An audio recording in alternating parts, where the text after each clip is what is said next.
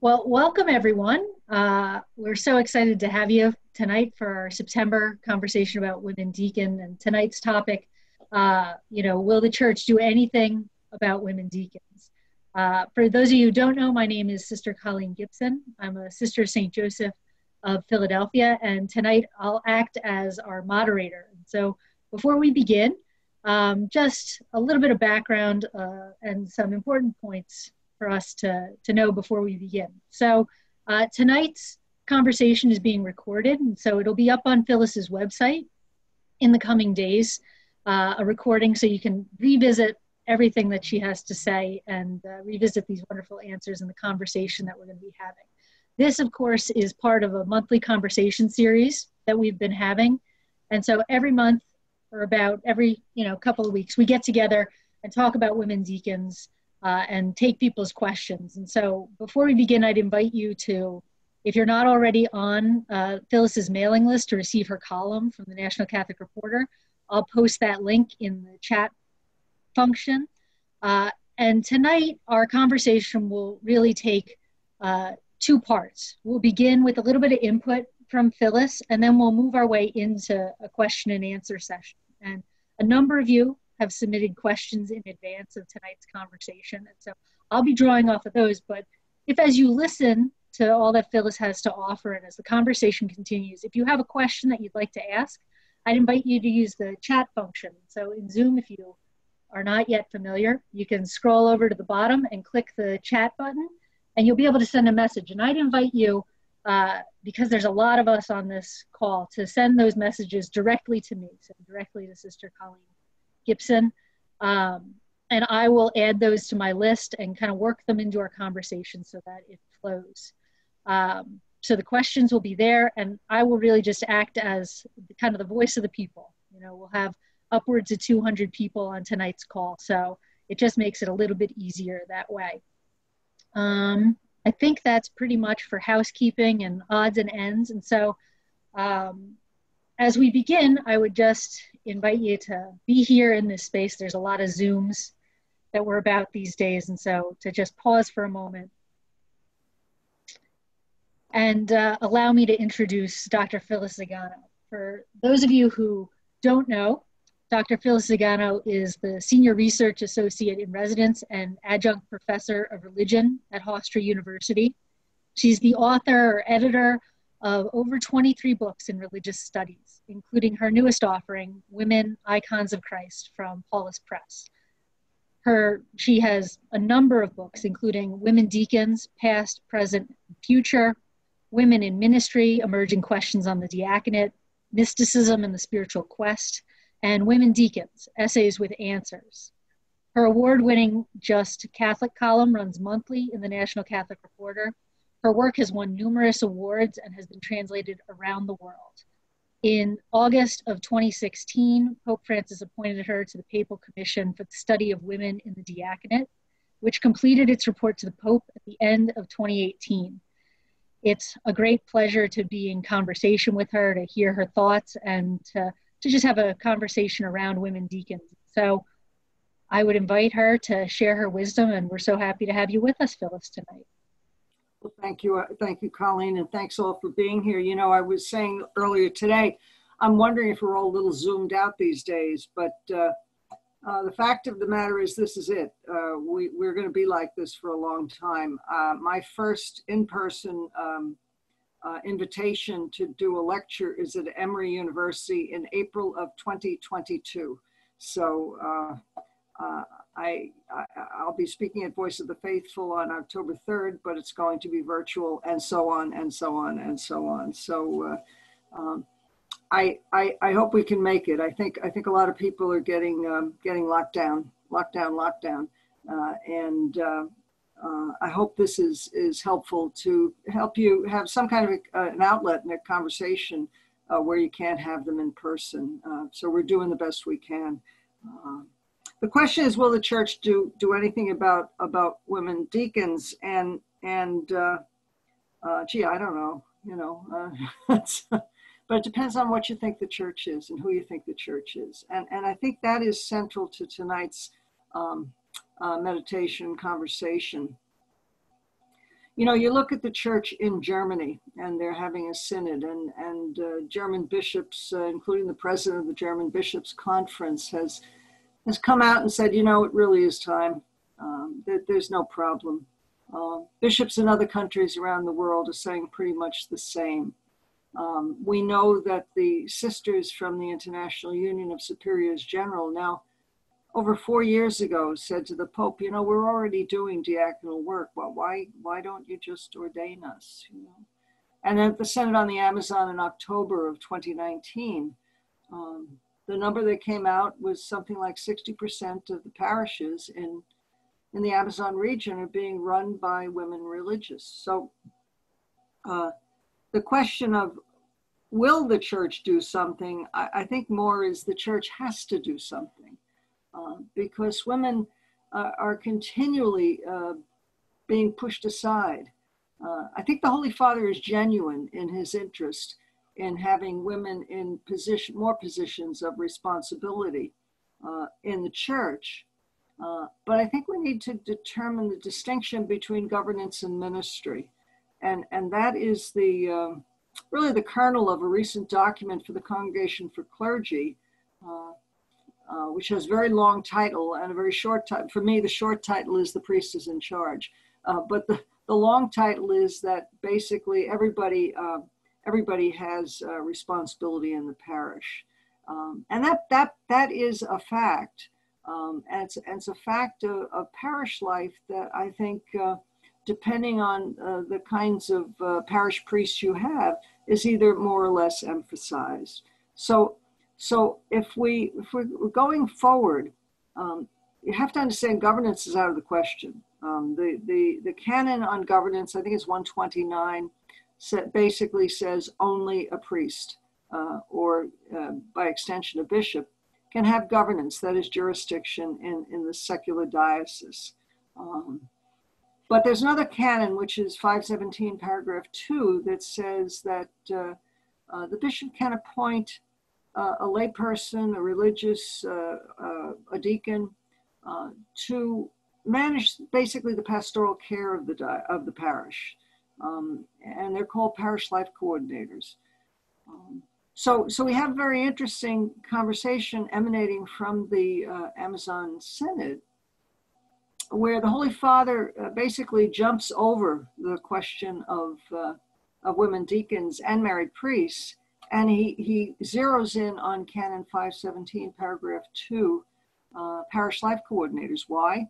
Let me tell you, in the 9 Amazon countries, there are only 124 parish life coordinators and some 20,000 parishes without parish priests, you know? So, and those numbers are pretty stark. Even in the United States, there are something like, I want to get the exact numbers for you if I can. We'll do it in the Q&A.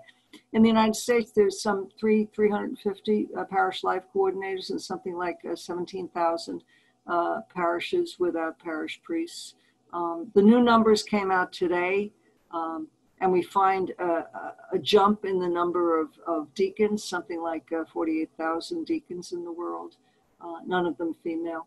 So all of these things, as they mix around, you know, when you think of it, and this is a very interesting and intriguing comment of the Holy Father. When you think of it, suppose a sister is running the parish. Basically, she's managing the pastoral care of the parish. She's managing the arranging for the catechesis, arranging for the baptisms, arranging for the funerals, arranging for probably doing the funerals, arranging for the weddings. Maybe she has special license from the bishop to actually perform witness a marriage ceremony. Now, one argument is, well, you parachute a bishop in and you make her a deacon.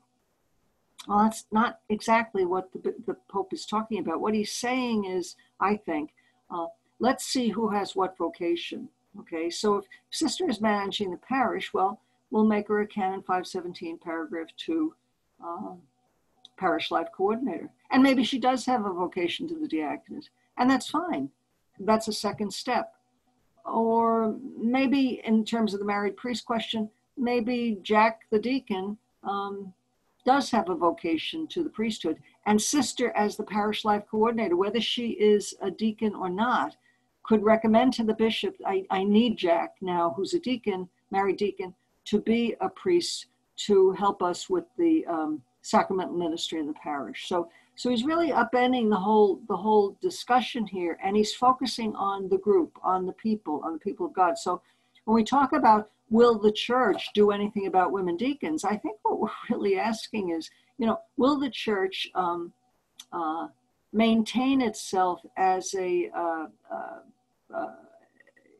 system of independent parishes, joined by geography, joined by nationality, joined by language in some cases, particularly in the Amazon, or will we revert to the kind of 19th, early 20th century this decision that you have to parachute in a priest, sometimes one who doesn't know the language, who doesn't know the culture, to manage a parish.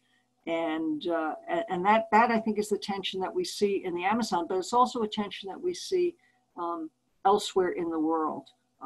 Many territories in the United States, dioceses are bereft of parish priests, and you'll find that pastors or diocesan bishops prefer to collapse the parishes, perhaps twin them, perhaps close them, rather than leave the independent parish community, which, as I said earlier, may be geographical, may be joined by language, may be joined by nationality. So will the church do anything about women deacons? I think it should. I think it has to. But again, we are the church, okay? And in essence, we're waiting for the Pope to make a decision. So maybe Colleen has questions, and I'll rifle through my papers and get some numbers for you. Yeah, I pulled up one number while you were talking, Phyllis. So I'll put it in the chat, but according to Kara, the latest statistic that I could pull real quick was in 2014, there were 3,496 parishes without a resident priest. So, but the piece about parish life coordinators and such, I'll let you find it, and you'll be able to put a finger on it much. Well, there's all sorts of numbers, and maybe it's 3,000 parishes in the United States without a parish priest. But in the world, there's a ridiculous number of parishes without a parish priest. I have from the Statistical Yearbook of the Church in the United States, 13,606 parishes without a parish priest. And 337 of these have appointed parish life coordinators, and that's from the Statistical Yearbook of the Church. In the Amazon, 20,000 priestless parishes have 124 parish life coordinators. That was correct. So, here's a number for you. The Statistical Yearbook of the Church counts only 2,220, Canon 17, paragraph 2, parish life coordinators for, are you ready, 176,082 parishes without a parish priest worldwide. So by parish priest now, that means the pastor. That's Vatican speak for the pastor. So that's where those numbers come from. But I think they're astonishing. So what's necessary in my mind prior to the ordination of women as deacons is for the church to accept the parish as a community of persons, as I said 3 times already, geographical, linguistically, or by nationality, that needs to maintain its vibrancy. Not that it's not as a closed circuit, but rather because these things have grown organically and should be supported. Anyway, what do we have from the folks? Well, I think picking up on that piece, and so it's tied into women deacons, but it's also tied into the parish. I have a couple of questions on that have just come in. And so the first is, Phyllis, can you comment on the revised document that came out of the Congregation for Clergy regarding who's allowed to organize a parish, but can't be called an administrator? Could you comment on that? All right, that's simply repeating canon law. It's an instruction for the Congregation for the Clergy. and it's basically a riff on Canon 129, which says that by virtue of ordination, priests have the power, the sacred power, to govern. I mean, that's the difference between governance and ministry, because even a deacon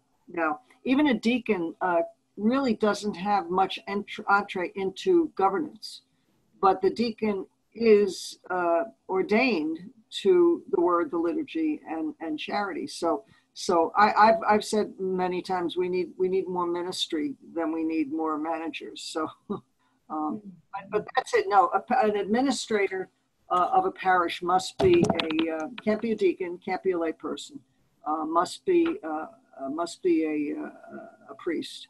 And so that's how it works with the parish life coordinators. You know, you can have a parish life coordinator in the parish on South Smith Street, and the canonical pastor, the so-called priest in charge, the non-resident priest in charge, could be the vicar general. I know one diocese in the United States years ago, the bishop said he had 10 parish life coordinators, and for each of them, the vicar general was the canonical pastor. And pretty much the same thing in California. They had 7 or 8, and one that I visited, the woman who was running the parish really ran the parish, but it didn't have canonical governance, canonical juridical authority over the parish. I think that's the difference. Yes, I wonder then, Phyllis, if you could, because I think that's a new, not a new angle, but it's an angle that's different than what we've discussed before in these conversations. I wonder if you could give some more definition to the difference between ministry and governance. So when you say govern, what does that mean? Is it, governing of money? Is it the sacramental role? Is it setting the schedule? What's the difference there? Well, how can I say? The person in charge, it's governance and jurisdiction and authority. And it does become sacramental in the sacraments that we find that are rooted in juridical authority. They being specifically confession, certainly, is rooted in juridical authority, and by extension, in the thought of the church, anointing, because it is said that anointing remits sin. And if you back up, well, why is that a juridical authority? Because there's a judging going on there. So only a priest can be given the faculties for anointing, and only a priest can be given the faculties by the bishop for confession. Now, it wasn't always so, you see. In my new book, Women Deacons, what's the name of my new book? Women Icons of Christ is your newest book. Icons, it's this one here, Women Icons of Christ. I talk about how the sacrament of confession particularly became more and more restricted as a juridical event, rather than it moved from being a healing event to a juridical event, a spiritual healing event, in which sometimes lay people participated. Certainly abbesses, abbess deacons, and deacons heard confession. There's no question about it. There's a wonderful book. It's a 3-part book called The History of Auricular Confession. The books are all like this. This particular book talks about, it really is in the 16th century that they finally closed the door on deacons hearing confessions. And with that, anointing. And anointing was, it's really been a lay ministry, was a lay ministry for a long time. Saint Genevieve in France was a great healer, and it was a ministry of healing. And somehow it morphed from a ministry of healing to a ministry of remission of sin. Now, certainly we can argue that we need to be healed from the results of sin, but to have the sacrament so changed, and I go through it in a lot of detail in the book, but to have it so changed that it becomes restricted under governance, okay? We're talking about ministry. I think that, we're talking about the kind of ministries we know, the ministries of charity, certainly, the ministries of the word, and the ministries of leading liturgy that are proper to deacons and necessary to the life of the church. We find, at least in my neck of the woods, in northern United States, or the north part of the United States, northeastern United States, laity have taken up a lot of the non-sacramental prayer of the church, and you'll find the novena led on Saturday by the ladies of the parish. You'll find the rosary after Mass led by the people of the parish. But you don't find a lot, and I hope I'm wrong, but you don't find a lot of the formal liturgy of the church, by which I mean a morning and evening prayer led by the laity of the church, except in very rare parishes. But this would be a function of the deacon, actually, to bring this beautiful prayer to the people of the parish, to the church. So to distinguish between governance and ministry, I think, I'm drawing kind of a bright line between the authority which rests in the bishop and is vested in priests, particularly those who are assigned as parish priests, as the Vatican calls them, or pastors, as we would be more understanding, and the ministerial works of the deacon. The deacon is called not to the priesthood, but to the ministry of service to the people of God. So, I think that does. I think that gives us some insight, and I think it makes the distinction, or begins to make the distinction there. One of the questions that came in, and we have, because we've been doing these conversations over time, Phyllis, we have a number of people. We get people who are brand new to the topic, and we get people who have really are ask detailed questions and questions that have nuance. But maybe a question that came up in numerous emails from people who are joining us maybe for the first time. They wanted to know, what would be the woman deacon's role? Because so often, the argument is made that some people will say historically, women deacons served a different role than male deacons. So as we look at, a modern female diaconate, what would would it be the same? Would the role of a woman deacon be the same as a man? The same as what, or the same as a man? Well, I have a lot of research that says that women deacons did a whole lot more than male deacons. So I don't have a lot of information about male deacons anointing. I really don't. Certainly, there's no information, as far as I know, of male deacons directly ministering to women in the early church. But to stick things only in history, to stuff the whole discussion into history, you end up in an unending loop. Because the first thing they say is, well, they weren't really ordained, they were only blessed. Well, then you are saying that the ordaining bishop was disingenuous in what he did, because the ceremony he performed with the woman deacon was the same as the ceremony that he performed for the male deacon. If you look today, what is it about the diaconate that a woman cannot do? I mean, what ministry of a deacon today is impossible for them to be performed by a woman? Maybe 1,000 years ago, people would fall down in a dead faint over a woman at the altar. Certainly in the 5th century, Pope Gelasius complained that women were at the altar doing what the men did. Well, what did the men do? They mixed the water and the wine for the sacrifice. They spoke to the people.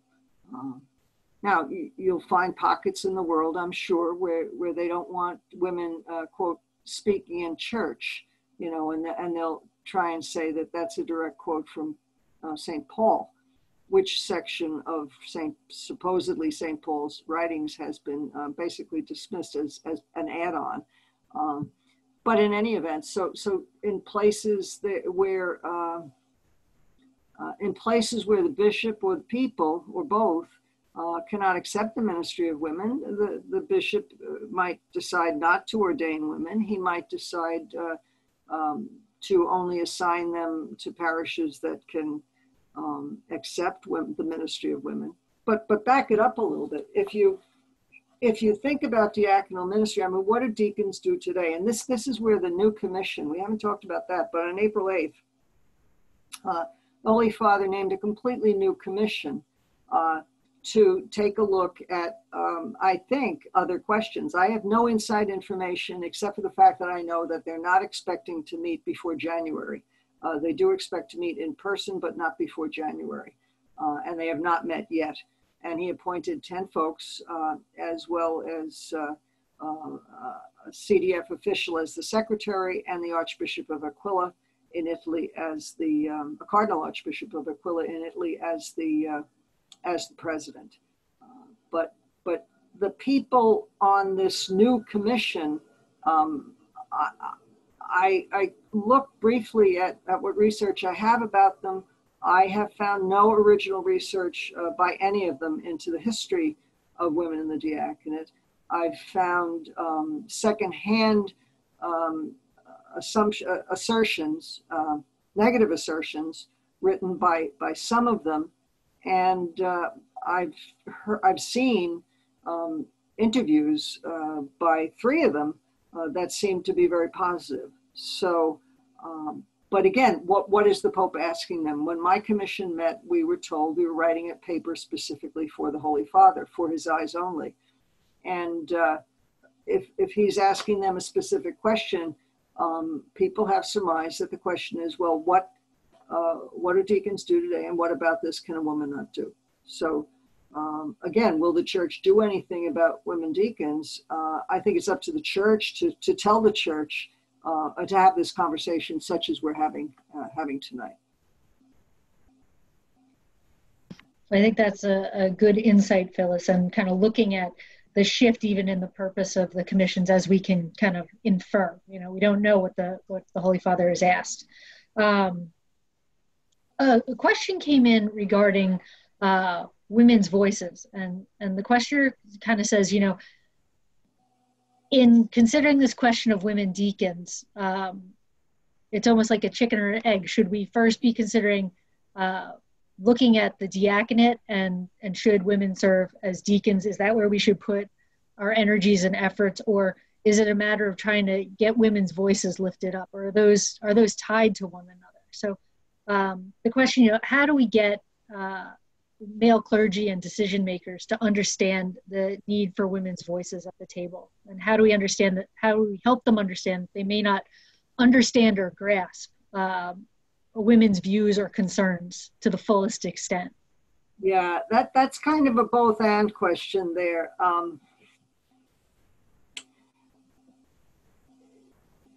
It's almost a truism to say that women are disparaged and in the world and denied their rightful place, and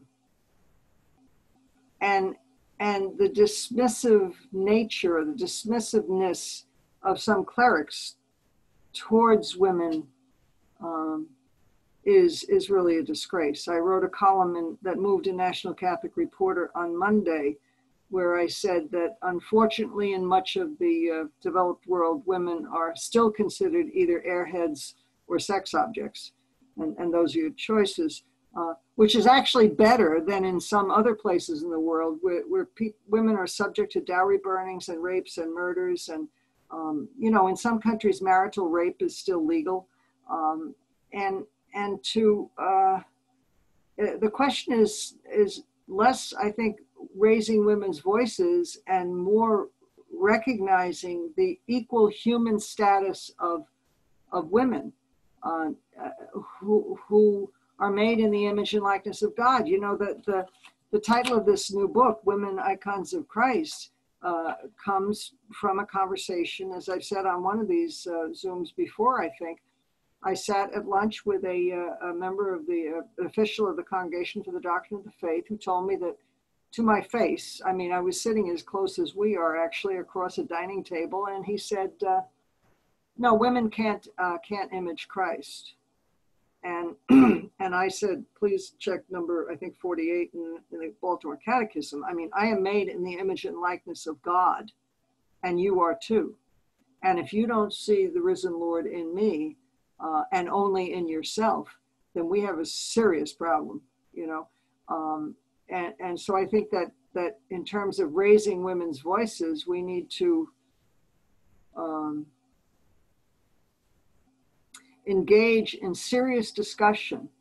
This is not saying we're all the same, but we are equal. We are equal, and we're equally human. We're equally intelligent. We are equally able to perform certain duties, and I don't like. I mean, I'm tired of it. I'm tired of being of a strange cleric assuming I'm an airhead. I really am tired of it, and it happens to me even now. So I don't put my picture on books, so they don't know who I am, and it's really amazing to be so, to feel so dismissed by these people, by some of them. It's really, it's getting sad.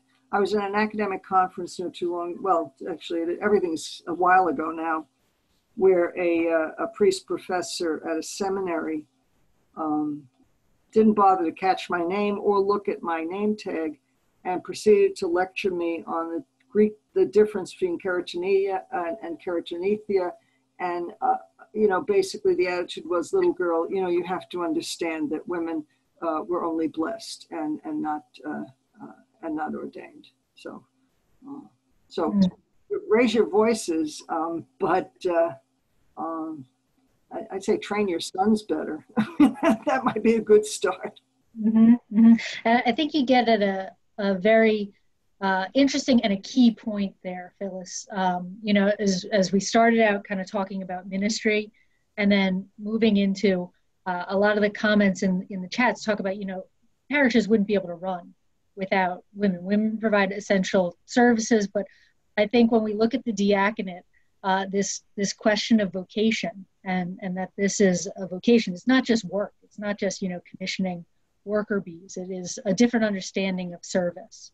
So I wonder if you could speak a little bit about that, because I think oftentimes the diaconate, or our understanding of the diaconate, or theology of the diaconate, is like they assist at mass, or even some people have said, you know, my experience of the deacon in my parish is he helps out with a couple of masses, he preaches, he might do RCIA and help in those ways. But maybe if you could speak about the diaconate as vocation. Yeah, and this is the distinction and the difference. It's not just a job. It is a vocation, and it's a vocation to service, but prayer. Without the commitment to prayer, Benedict XVI said, "You're just a social worker," which is, there's nothing wrong with social workers, but if the vocation, the call, is to proclaim the gospel, as St. Francis didn't say, use words if necessary, but it's to proclaim the gospel by your acts, and to be. They used to tell me in high school, you know, you're the only Christ anyone will ever see. I went to an all-girls high school, so they were allowed to say that, I guess. But you know, to bring people the joy of the gospel, that is really the vocation. It's the vocation of all Christians, but it's a specific vocation of people who consecrate their lives to God, and who may also be ordained, or only ordained if they're seculars, to service of the people of God. To be ordered is just what it sounds. You know, you're extending. You're ordered by the bishop. You're extending the blessing of the bishop to the people. You're somehow bringing the whole church back to the whole church. And but vocation is key. Without doubt, vocation is key in the whole thing. It's not just another job. It's not what you do when you're, it's not what you do after you're in the Knights of Columbus. It's something that you do, and you're called, something that you're called to do by the bishop's representatives who examine you, and also by the people in the parish or in your community who notice this about you. The deacon preaches. We think of the deacon at Mass. And I think that's the big split. The more I think about this, I see that as the diaconate in the 8th, 9th, 10th centuries became more and more ceremonial, you only saw deacons at Mass. Well, what was happening then? By the time you get to the Middle Ages, you find religious institutes of men and women picking up the diaconal work of the church. Creating hospitals, creating teaching situations, sometimes formal schools, creating various outreach type, as we would think about them, outreach operations of charity, working with the poor and the displaced and the homeless. And there was a split between the sacramental diaconate and the diaconal work of the church. Well, now, since the Second Vatican Council, after the Vatican Council about 50 years ago, actually the deacon groups in Germany were the ones who said, we need to do this, and they're trying, I think, to conjoin the two. I don't know that it's worked in all countries, but the diaconate is growing. As I said earlier, the latest statistics, something in the neighborhood of 48,000. The church numbers in the world, and those are 2018 numbers because they count late. So I wouldn't be surprised if there's about 50,000 deacons right now in the world, male only. But again, if you back up, what is your experience of the diaconate? I walked up to a deacon after Mass one day. I said, "Oh, hi, what do you do?" He said, "Well, I'm a deacon." I said, "Well, I figured that out, but what is your ministry?" He said, "I'm an accountant." I was like, okay. And that's all he does. He shows up at Mass, sometimes he preaches, and he's the guy who goes around and collects the money and counts the money for the parish, and his professional work is as an accountant. As far as I know, he has nothing to do with marriage prep, nothing to do with anything else, and that's wrong. I knew the Cardinal Archbishop who used to call them Sunday dress-up guys. They don't do anything, they just show up. Now, I don't want to disparage 50,000 men who, most of whom are doing real diaconal work. I'm just saying that just meet one and you can be dissuaded, particularly if you're a bishop, you can be dissuaded from considering adding women into the mix. Mm-hmm. I think there, Phyllis, you drew a line to the history, and one of the questions that came in, and I think for our listeners and viewers who were able to be a part of the prayer service for the Feast of St. Phoebe, and also they had a wonderful program at Bellarmine Chapel at Xavier University, which gave a long history of women diaconate. And I'll post a link to that in the chat so people can look at it. But one of the questions that came in was about the permanent diaconate and the understanding of the permanent diaconate pre-Vatican II and post-Vatican II. And you just brought up the German diaconal groups. And so the questioner says, in the history of the diaconate, how long and to what degree has the order of deacon been considered a stepping stone to the priesthood? But how long have we understood the permanent diaconate as its own thing versus transitional diaconate? Oh, probably not yet. I think what happened is historically, mostly in Rome, the priests of Rome didn't like the deacons in Rome. And why didn't they like them? Well, the deacons in Rome controlled the money. They had too much power. And eventually, 7th, 8th, 9th, 10th century, in various places, you could not be ordained a deacon unless you were on the road to priesthood. Well, this had great ramifications about women deacons, although the women's diaconate as a standalone permanent ministry lasted longer than the male diaconate as a standalone permanent ministry. We have evidence of women deacons up until the 12th century, particularly in Lucca in northern Italy. But a thing called the cursus honorum, the course of honor, took hold. And in the 12th century, a monk from Bologna, Italy, named Grecian, collected all the laws into his decretals. And in the law, you had to go through the steps. You were tonsured, you became a porter, you became an exorcist, a lector, and an acolyte. You were then ordained to the major order of subdeacon, the major order of deacon, but you went through this really only if you were headed to priesthood. You couldn't be ordained a deacon unless you were going to be ordained a priest. So now that tradition has kind of kept up. Actually, one of your professors, Paul Lakeland, argues that you don't need to be ordained a deacon in order to be ordained a priest. I mean, that's the most clear separation of the ministries. And we see this in history, you know, because for the up until the 7th century, many bishops were chosen from among the diaconal order.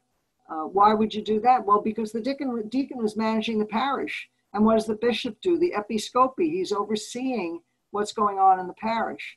So where are you going to find the next bishop? You're going to find him among the deacons who know what's going on. And we had 37 bishops of Rome were elected from among the deacons, not from among the priests. So the priests didn't like this. It became law that you had to be, you could only be a deacon if you're going to be a priest. And that kind of carried through until the Second Vatican Council, which has recovered half of the tradition, has recovered part of the tradition, and has not yet recovered the female diaconate, which some people like to argue is a separate ministry, which it isn't. You know, they're separate in terms of separate ministries in history, but we don't know. We don't know what an individual bishop in an individual town asked women deacons to do. We have very sparse information in history. So so today I don't see any cultural barriers.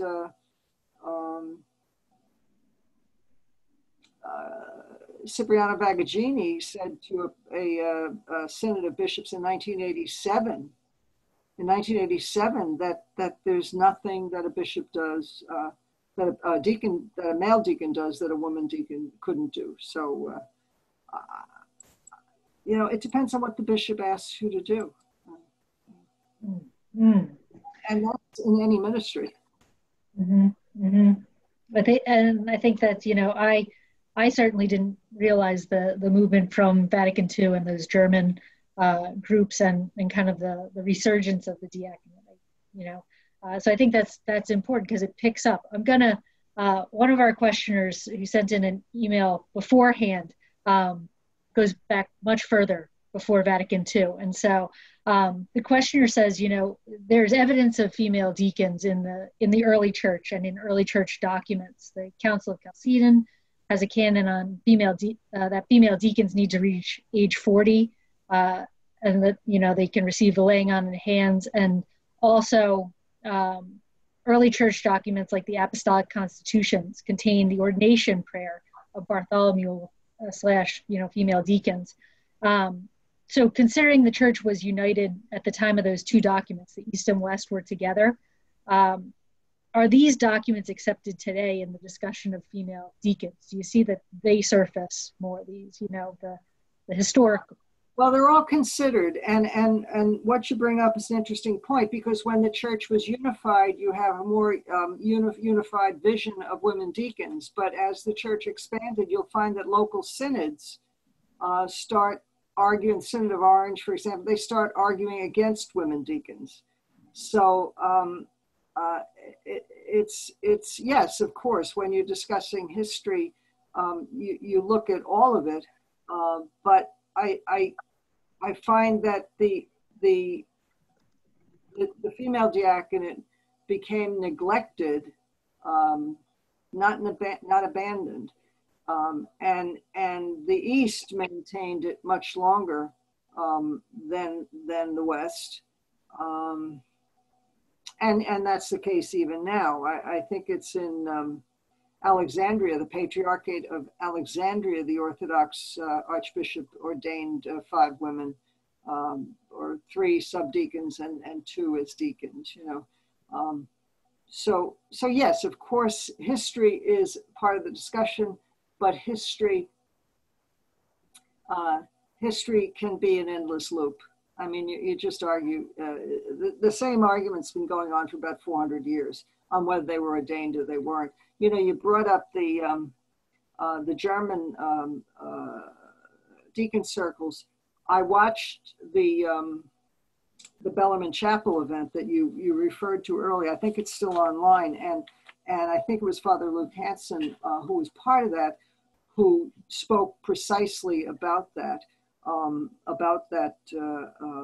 evolution of the diaconate coming out of Germany in the post-war, during the war and post-war eras. And I think it speaks to something that you haven't mentioned tonight, but you've mentioned in the past about the idea of, you know, discernment and really looking at that, you know, the discernment of this vocation, the return of that, and the movement of the Spirit, and trying to trust in that. And, you know, it's not politicking, it's not, you know, arguing. It is discernment and following the Spirit. So there's a number of questions about how to have women at the table, but a question that came in right before we started that I think kind of moves us into the present is this question. Phyllis, do you have suggestions for ways to promote change in the church regarding allowing women deacons while still remaining faithful and without becoming cynical about the church? Yeah. Well, you don't want to be cynical. I mean, it's easy to become cynical, and I think we're all getting a little crazy locked down anyway. So, but in terms of, first of all, it's not about political organizing. It's not about, what's the word they use, community organizing. It's more about education, because the group discernment that we have to do rests not so much on, you know, having to translate for your own Greek documents, but more to understand the history, to understand how the church has developed, to recognize the elasticity of theology. You know, a bishop wrote to me not too long ago. He said, I'll read this: discernment is not an organizational technique, and it's not even a passing fashion, but it's an interior attitude rooted in an act of faith. And that's, you know, you can't be faithful and cynical at the same time. But I'll continue what he wrote. He said, discernment is the method and at the same time the goal, based on the belief that God is at work in the history of the world, in the events of life, in the people we meet and speak to us. You know,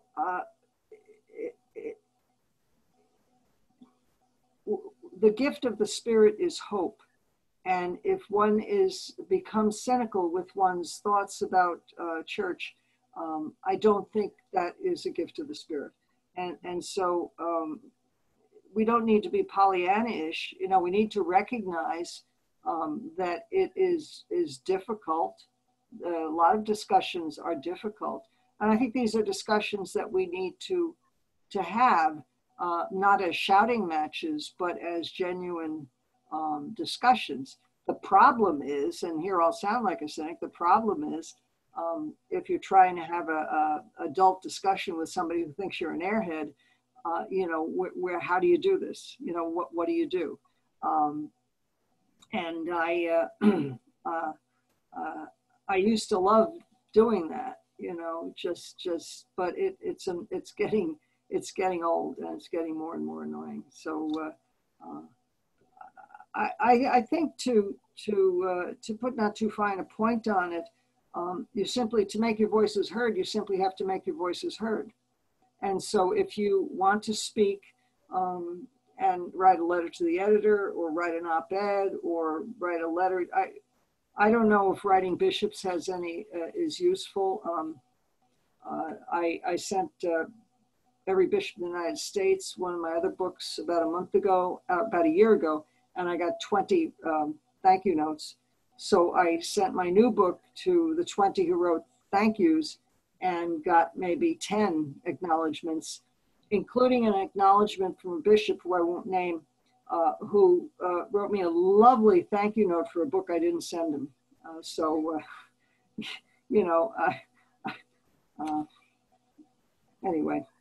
But I think I can tell you, if you write a letter to the editor and you put your bishop's name in it, it'll be on his desk in 10 minutes. So. Mm-hmm, mm-hmm. And I think, Phyllis, you know, that, you know, to speak up, you know, to do it, to keep hope alive. And I know a lot of people have come to us from the St. Phoebe prayer service, and they have a public affirmation, which I'll post a link to, because people were asking, and maybe you could speak to this more. People ask, you know, what are groups that promote female deacons? Where could people put their energy? Where could they look for more information? Where could they find out more? Yeah, well, certainly on my website, my university website, I have my academic papers and links to podcasts and videos that I've made and public lectures. The St. Phoebe Center is an Orthodox group, and they're really fascinating. These are older cousins, and they really know what they're doing there. Teva Regul is a fine scholar, and they have on their website a very powerful post of a lecture by her, where she's talking about the ministry of the bishop being extended by the woman deacon to women. You know, this is the problem. I debated a professor called Sarah Butler years ago, and she said, oh, women deacons only minister to other women. I said, well, who ministers to women today? So there's that. There's the effort by the people who ran the St. Phoebe Day prayer service, and they have a website. There is and then there the Voice of the Faithful is a group that has information on their website about women deacons. Future Church is another group that has information about women deacons on their website. The Association of U.S. Catholic Priests published a letter of support about women deacons. I don't know if they have too much information on their website. I do know, and let me just get these for you if I can find some. There are elevator speech cards, and they're in a bunch of different languages, and the templates for these are on the website. I know for sure a Voice of the Faithful, and I think Future Church. I don't know about the St. Phoebe prayer service. I think their website's called Receive Her in the Lord. Yeah, that's in the, I put it in the comments. Okay, great. And you know, so you can find that information around. The point is, then what do you do with the information? And I think invite somebody to speak at your parish. Voice of the Faithful, I know, ran 8 different groups with 51 people using a study guide that was written by 2 sisters in New Jersey. And it was about this book, Women Deacons, Past, Present, Future. And they ran them virtually. Start a book club. The study guide for this book, Women Icons of Christ, is now up on my website. And I know of 2 parishes that have run virtual study groups. Talk about it and learn about it. You know, so many times friends of mine come home, they say, you know what, people have never even heard of women deacons. They don't know anything about it. So I think part of it is just to keep talking about it. And you don't have to buy my books. You know, I mean, there's so much of my writing for free on my website that that you can find out as much as you need there. I'll be giving away the cow, Phyllis, you know, but I think it's a great gift, and there are so many resources. And we had a question come in from a pastoral minister who said, you know, even in these COVID times, it was comment / question, you know, even in the midst of COVID restrictions, looking for ways to promote this conversation in a parish. And I think, you know, the study guides are really a good way to do that. Looking at, you know, these presentations that have happened, these conversations that we've had, but other conversations that have happened, those that are coming up, to be able to have conversations, engage people in open and civil dialogue around these things is really important. That is, and you know, I would encourage folks to, you know, kind of look around for it, get on mailing lists, don't opt out of mailings, because I know Voice of the Faithful and Future Church and others do send out notices about these things. I know that the St. Robert Bellarmine lecture that we spoke about, I think is being repeated in October. I think it's October 1st. I'll get a link while you're talking. Yeah, that'll be online, you know, so people can hear more about it, because I think the interesting thing, if you go back and look at the St. Phoebe prayer service, even if you can't watch the whole thing, the testimonies of some of these young women, right in the middle of the service, there are 4 of them, who have done diaconal work. That is the energy, that is the hope, that is the lack of cynicism that anybody who's interested in restoring this tremendous ministry to our church, that's what folks need. I don't know, you know, and I don't want to get off without making sure that you tell people about your lecture at Fairfield University on October 7th. I don't know if you're going to talk about women deacons, but it's certainly, the topic you have will certainly lend itself to at least a sentence.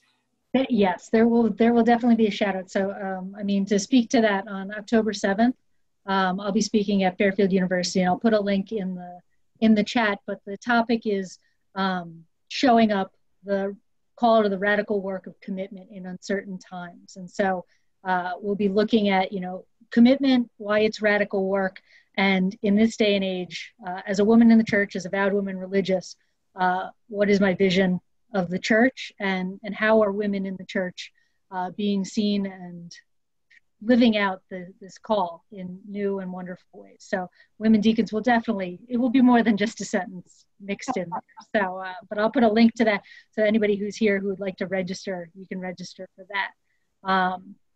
I think we just hit 8:30, Phyllis, so I don't know if there's anything else. People have been asking before you say that, if these links will remain in the chat. If you click the 3 little dots at the bottom of the chat, you can save the chat, and then you'll be able to go back and access all these links, because otherwise when we close out, those will be lost. And so just keep an eye out there, and you can go ahead, Phyllis, anything you want to leave us with? As we're doing commercials, on October 3rd, I'm speaking at the Voice of the Faithful. I've already recorded the lecture up at Hofstra the other day, but I'll be live doing Q&A on October 3rd for the Voice of the Faithful annual conference, which was, you know, turned virtual. It was supposed to be at the Newton Marriott in the Boston area. And most of these things you can find out just by, you know, Google Voice of the Faithful, Google Future Church, Google Fairfield University, Colleen Gibson, Google, St. Thomas, I think, is the church in St. Paul, Minnesota. Google the Bellarmine lecture, Google Receive Her in the Lord. And like the famous interlocking directorates, usually all these folks have links to each other's activities. For my activities, NCR Forward and those who subscribe to my column, and also Voice of the Faithful sends out notices. And anybody else I can talk into sending to their list, because I am totally incompetent in list management. So if you managed to get here, I'm glad you did, and I hope you'll come back when we try to talk again. Yeah, and just thank you so much, Phyllis. There were a number of questions. Tonight's conversation was really fruitful, and so I'm sorry to anybody whose questions may have got lost in the shuffle. We really appreciate them, and if you've been on these calls before, you know that if I don't get to a question this time, I try to get to it the next time that we're together and try to direct those answers where they need to go. But thank you all so much for your active participation tonight. It gives me a lot of hope and a lot of energy, and I think that's what these conversations are about, is about keeping that hope alive and keeping the conversation going so that we can go forth from here to spread the good news. That's what deacons do. So we're all about it. So Phyllis, thank you so much for the time tonight, and thank you all for taking the time to be with us, and we look forward to being with you again the next time we gather. Thanks, Colleen. You have a good night, everyone.